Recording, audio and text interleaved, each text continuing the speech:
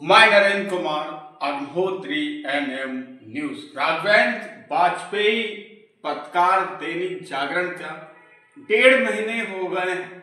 अभी तक जो खुलासे आए हैं उसमें ये बताया गया है कि राघवेंद्र वाजपेयी किसी का शारीरिक शोषण को लेकर बात एक पुजारी बता रहे थे, लेकिन ये सब पत्रकारों को गले में हलक में इस बात को उतरी नहीं, क्योंकि कोई भी पत्रकार होगा वो सारे नियम कानून जानता है, तभी तो वो पत्रकारिता करता है। तो इस पर कहीं ना कहीं प्रशासन ने अपनी ही कहानी बनाकर राघवेंद्र वाजपेयी को ही गलत कर दिया।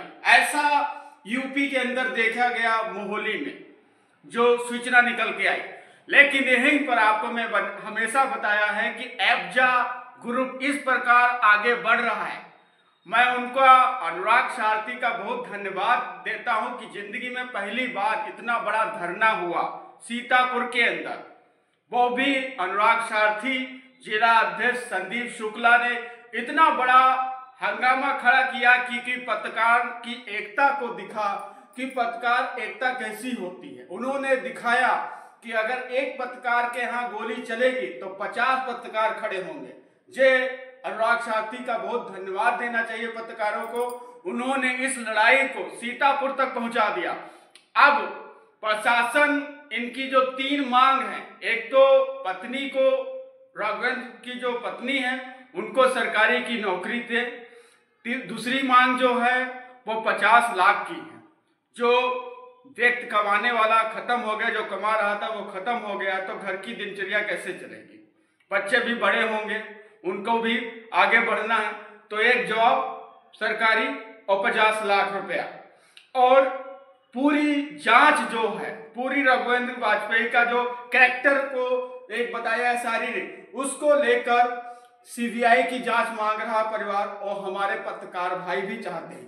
इसी को लेकर एफजा से जिला अध्यक्ष संदीप शुक्ला और एफजा अध्यक्ष अनुराग सारथी पहुंचे सीतापुर। अगर 1 हफ्ते तक टाइम दिया गया, अगर 1 हफ्ते तक नहीं होता है तो घेराव होगा लखनऊ में, वो भी योगी जी की कार्यालय पर, क्योंकि योगी जी ही अब इस पर न्याय करेंगे कि अब चलेगा लखनऊ की ओर। मैं नरेंद्र कुमार, कैमरामैन।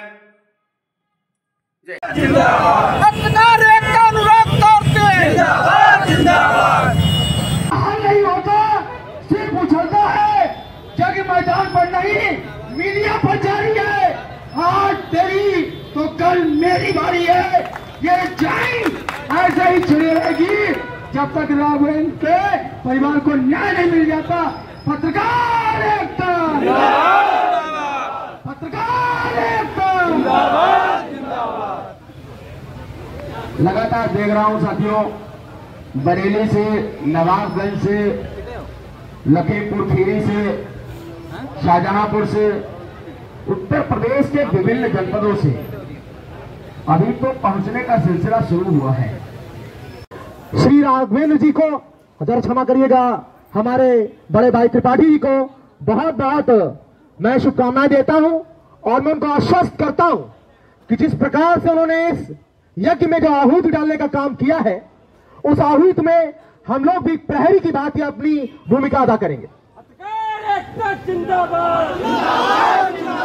और अभी संघर्ष करो, हम तुम्हारे साथ हैं। अभी जिस प्रकार से हमने देखा कि विगत माह से मैं भी नजर बनाए रखता हूं, मैं भी चौथन सम से जुड़ा हुआ हूं, जनप्रांत न्यूज लाइव के माध्यम से अपने समाज के बीच की कुरीतियों को, बुराइयों को उजागर करने का प्रयास करता हूं। मेरे सामने भी, मेरे समक्ष भी बहुत सी चुनौतियां आती हैं कि मुझको भी धमकियां मिलती हैं।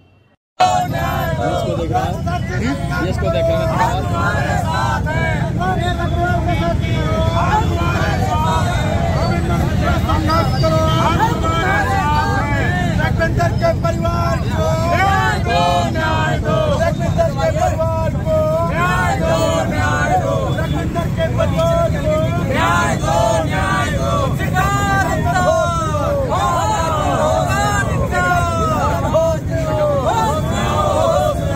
प्रशासन होश में आओ, होश में आओ, होश में आओ। तानाशाही नहीं चलेगी, नहीं चलेगी। हमारी तानाशाही नहीं चलेगी, नहीं चलेगी। राघवेंद्र के बच्चों को न्याय दो, न्याय दो। राघवेंद्र के परिवार को न्याय दो, न्याय दो। राघवेंद्र के परिवार को न्याय दो, न्याय दो। राघवेंद्र के परिवार को न्याय दो, न्याय दो। राघवेंद्र के बच्चों को न्याय दो, न्याय दो। पुलिस तुम्हारी तानाशाही नहीं चलेगी, नहीं चलेगी। पुलिस तुम्हारी तानाशाही नहीं चलेगी, नहीं चलेगी। पुलिस तुम्हारी तानाशाही नहीं चलेगी, नहीं चलेगी। राघवेंद्र के परिवार को न्याय दो, न्याय दो। राघवेंद्र के परिवार को न्याय दो, न्याय दो। राघवेंद्र के परिवार को न्याय दो, न्याय दो। चक्र एस मिश्रा मुर्दाबाद, मुर्दाबाद, मुर्दाबाद। एस मिश्रा मुर्दाबाद, मुर्दाबाद, मुर्दाबाद। चक्र एस मिश्रा मुर्दाबाद, मुर्दाबाद, मुर्दाबाद। एस मिश्रा मुर्दाबाद, मुर्दाबाद, मुर्दाबाद। एस मिश्रा मुर्दाबाद, मुर्दाबाद, मुर्दाबाद। एस मिश्रा मुर्दाबाद, मुर्दाबाद, मुर्दाबाद। एस मिश्रा मुर्दाबाद, मुर्दाबाद, मुर्दाबाद। एस मिश्रा मुर्दाबाद, मुर्दाबाद, मुर्दाबाद। एस मिश्रा मुर्दाबाद, मुर्दाबाद, मुर्दाबाद। इधर बैठिए। राघवेंद्र के परिवार को न्याय दो, न्याय दो। भारत का जिंदाबाद, जिंदाबाद, जिंदाबाद। भारत का जिंदाबाद, जिंदाबाद, जिंदाबाद।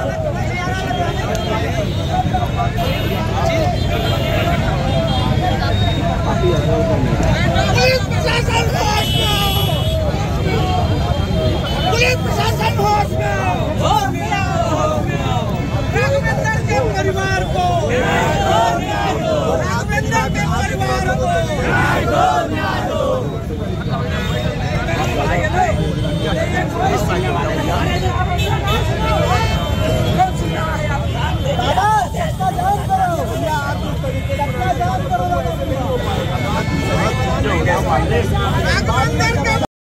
सीतापुर प्रशासन और शासन के द्वारा इस लड़ाई को जो है लंबा नहीं उन्होंने किया, क्योंकि वो जानते थे कि ये पत्रकारों का रहना प्रदर्शन है, कोई आम लोग यहाँ पर नहीं मौजूद हैं। आइए हमारे बीच में हमारे अयोध्या संगठन के राष्ट्रीय अध्यक्ष माननीय श्री रविंद्र मिश्रा जी मौजूद हैं। मैं इनसे इस बारे में जानकारी कर रहा हूँ।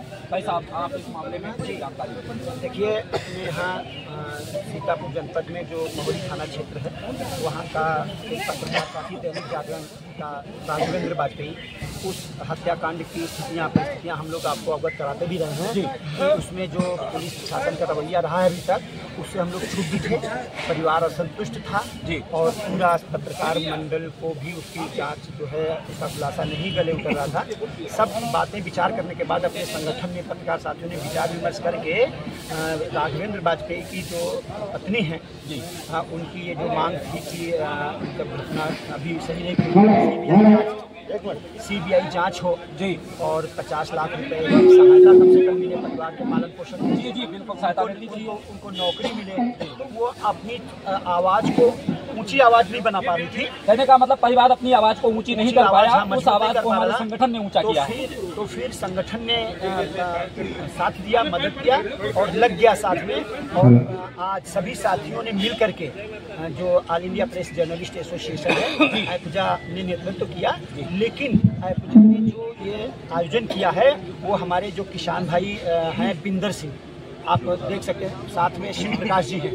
ये इन लोगों ने क्या किया है कि इन्होंने पूरी दम, मुझे कोई नाम छूट जाए तो बता देना, गुरपाल सिंह जी सिख संगठन के प्रमुख हैं। तो ऐसे लोगों ने मिल करके इस आयोजन में ताकत भरी, दम दी और हमने क्या किया कि पूरे अपने तमाम जनपदों से, बरेली से, मुरादाबाद से, बदायूं से, शाहजहांपुर से, लखीमपुर, बाराबंकी, इलाहाबाद तक से लोग यहाँ आए हैं, हरदोई से। मतलब तमाम लोगों ने फिर ये समर्थन दिया कि आज तो राघवेंद्र के साथ ऐसा घटना हो गया है तो कल हमारे साथ हो सकता है। ये आक्रोश सबके मन में आया और उन सब ने हमारा साथ दिया। और यहाँ जितने आगंतुक पत्रकार साथी थे उनका भाई पिंदर सिंह ने अपनी टीम के साथ बहुत बढ़िया स्वागत किया, बहुत अच्छा सहयोग किया। ये जो सारी व्यवस्थाएं थी जी वो समझ लीजिए कि ये पिंदर सिंह ने अपने पत्रकार बंधुओं की तरफ से, पत्रकार बंधुओं की तरफ से और संगठन की तरफ से अब निर्णय क्या हुआ है? हाँ, तो हम लोगों ने क्या किया, यहाँ बैठे थे, अपनी बात कर रहे थे, विचार करते वेट कर रहे थे कि कोई आएगा